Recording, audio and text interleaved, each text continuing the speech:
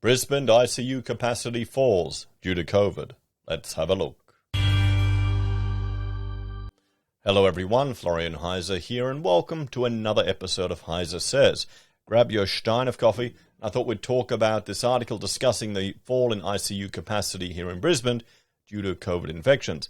Now, this is important because as we're getting a significant number of cases now, hopefully the majority of them are Omicron, and the hospitalization requirements are not going to be as strenuous as Delta or previous cases. We really should shift from a number of cases focus to a hospitalization focus. So we look at the strain on our medical system and use that to gauge the necessity for impacting our lives. I mean, it's a novel concept, isn't it? I think some people were talking about that 2 years ago as the way to manage it. I mean, we looked at that. We actually looked at all of these different approaches in disease management by D.A. Henderson. And I'll link to that video at the end here if you haven't watched it previously. It's one I recommend.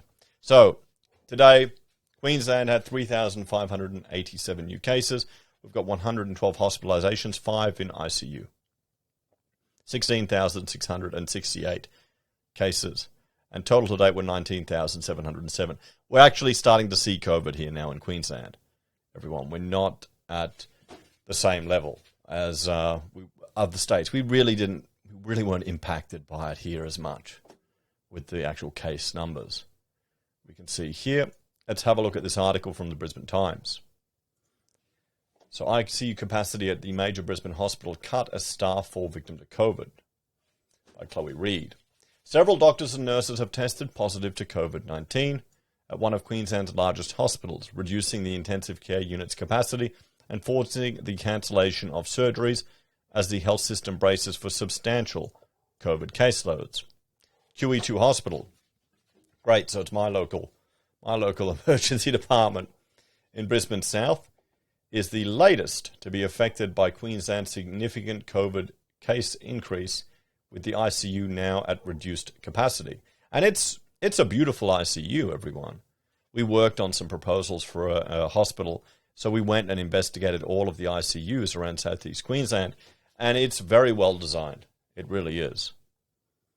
And, I mean, okay, not a bad picture they're showing there. All surgeries except Category 1 and emergency surgical procedures have been postponed. So, there you go. So they're postponing surgeries to ensure that they've got the capacity.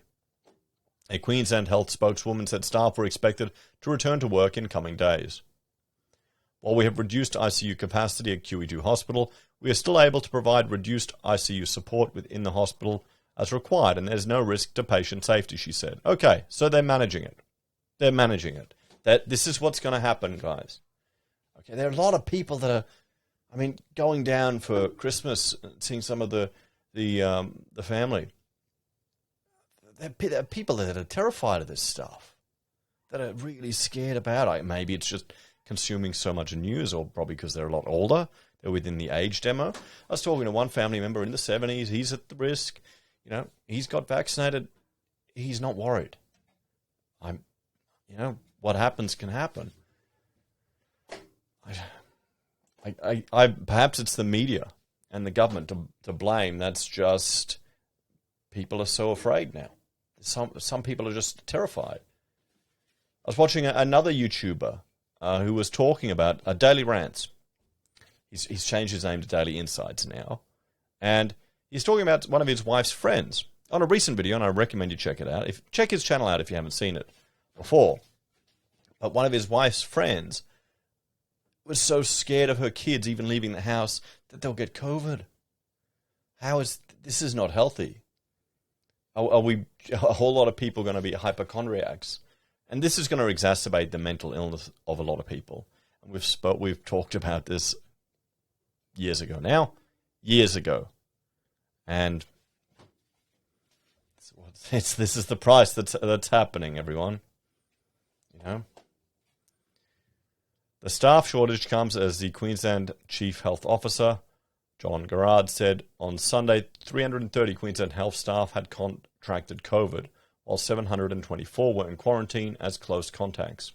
He said the health department was expected to report substantial numbers of COVID sufferers in wards and intensive care. Queensland has recorded 3,587 new COVID-19 cases overnight as a new indoor mask mandate came into effect. As this pandemic grows, there will be pressure on all services, but we will provide care for anyone with COVID-19 in Queensland, Dr. Garrard said. There you go. So it's not just for Queenslanders. You can tell he's not the Premier, can't you? The government is actively working with private hospitals to use them as a resource as the public hospitals take on the burden of COVID-19.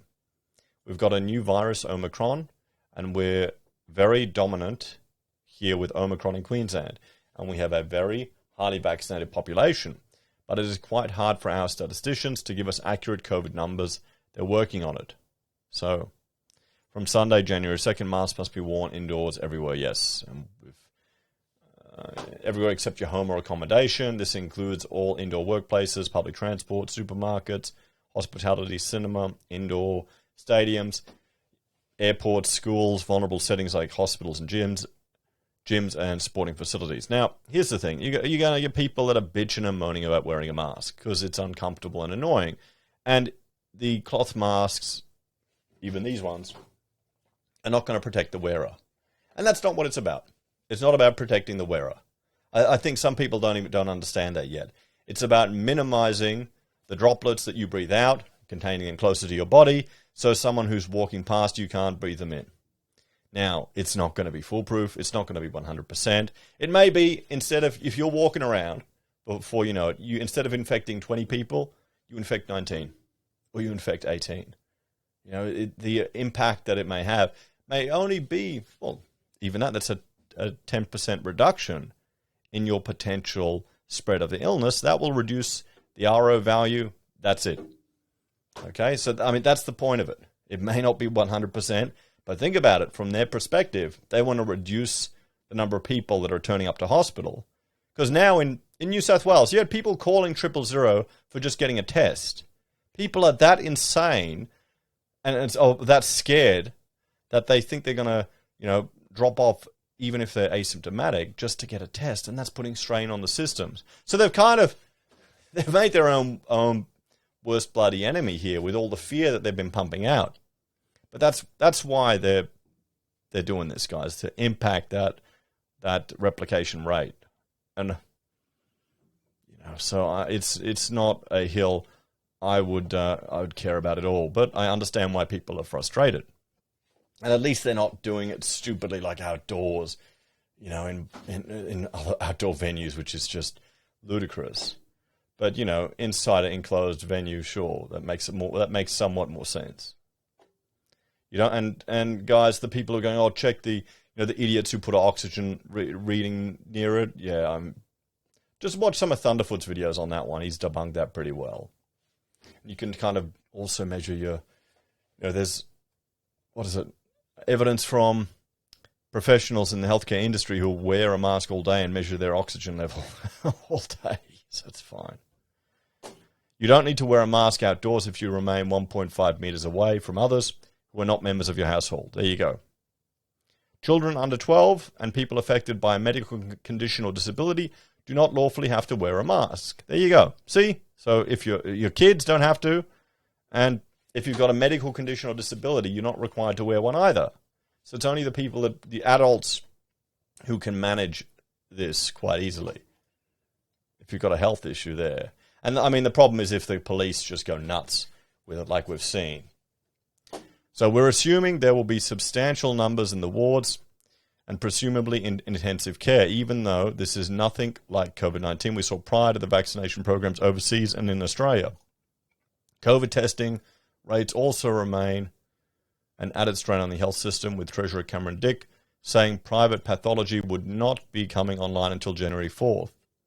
He said while the state government was encouraging private pathology clinics to open over the New Year break, they were ultimately run by the federal government, and some would not open until a week later.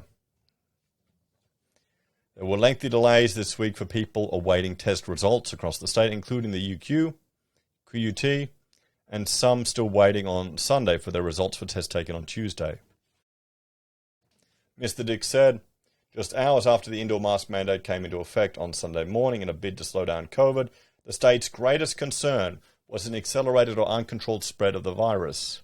You're going to get that anyway, guys. You're gonna get that's happening. That's going to happen. Okay, that's happening. This is the fear that my concern is that Labor are going to push for lockdowns. That's what I'm worried about. So, Chiboro, an Indigenous community about 3 hours northwest of Brisbane, with a low vaccination rate, has recorded 38 linked cases. The outbreak came just a few weeks after the state government launched a targeted campaign to get people in the regional community vaccinated. Queensland recorded 3,587 new cases on Sunday, with 5 people in ICU, including 2 pregnant women, bringing the state's active caseload to 16,688. I mean, here's the thing, guys. You've got to understand also, there's been so little actual impact of COVID in Queensland. I can understand why people can't be bothered, honestly, getting the vaccine. I can appreciate that. Of the 2 pregnant women in ICU, one was unvaccinated, Dr. Garrard said. He urged women to get vaccinated if they were pregnant or considering getting pregnant. Yes, but there's a lot of pregnant women that are concerned about that. Rachel was worried. She didn't want to take the risk. He also urged anyone who had received their COVID booster shot to make a booking. So, there you go, guys. So, Queensland, we're starting to get impacted by COVID. Well, for the first time, ICU capacity is reduced here, but the Brisbane Times are taking it a bit far. They're managing it. It may be a few days, guys. Let's have a talk about this one. Now, here's the thing. We've got to manage and understand and appreciate people's fear and concern. There's a lot of people out there that are now at the point of probably hysterics with fear. And, they've had 2 years of this virus just blared at them through the media and through everything. So many people are over it. Maybe we just need to make stoicism part of our school education. Let's just ditch some of that hippy-dippy shit and just, get some good old Roman philosophy there so people learn to realize what they can actually control and can't control in their lives. I'm going to refer you to 2 videos.